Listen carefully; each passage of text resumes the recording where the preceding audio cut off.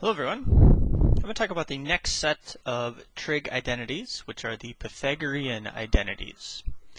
So these are using the Pythagorean theorem to relate together some of our trig functions. So here I have the unit circle, and what I want to start with is just any angle. So let's draw an angle. Say the terminal side is here. So this angle, call this theta. Now we know that the sine and the cosine end up giving us the coordinates of this point on the unit circle.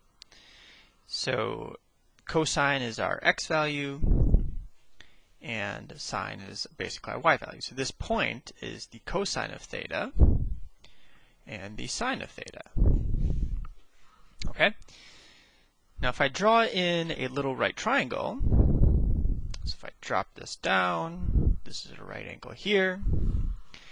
The sine and the cosine, those also represent kind of the directional, the legs of this triangle. So my change in x here, this is our cosine, and then the change in y, this is the sine. Okay, that's how you would get this point. On the unit circle, we know that this has a radius of 1. So, now that I have a right triangle and I know the side lengths, we can use the Pythagorean theorem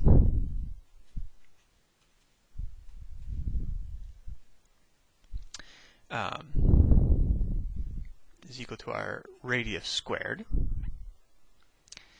So now if I substitute in what we know, so our two legs, we have the cosine of theta squared, we have the sine of theta squared, and that is equal to our radius squared, which is just 1.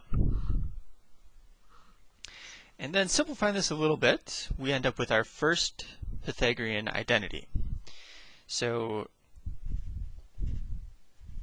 we're going to write this as sine squared of theta. So this is just shorthand here.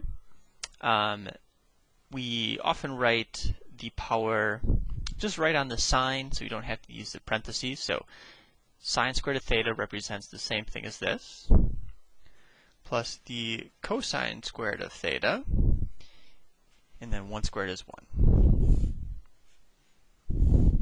So sine squared plus cosine squared is equal to 1. That's our first Pythagorean identity. Now if I start with this, I can end up with a couple other ones. So let's start with this equation. And what I'm going to do is I'm going to divide everything by the sine squared of theta.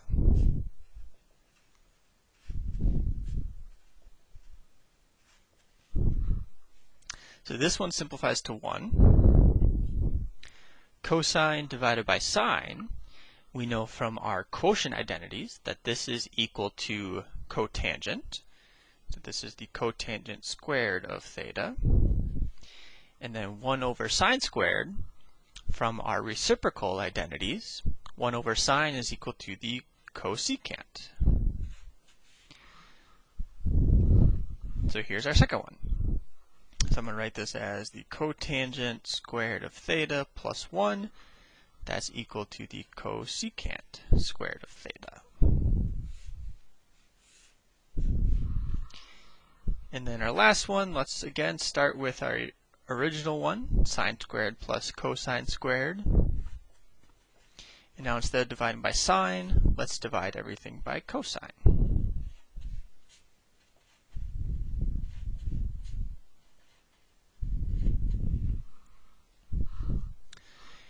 Sine divided by cosine. From our quotient identities, we know that is equal to tangent. So the tangent squared of theta. Cosine squared divided by cosine squared is equal to 1. And then the reciprocal of cosine is the secant. So there are our 3 Pythagorean identities.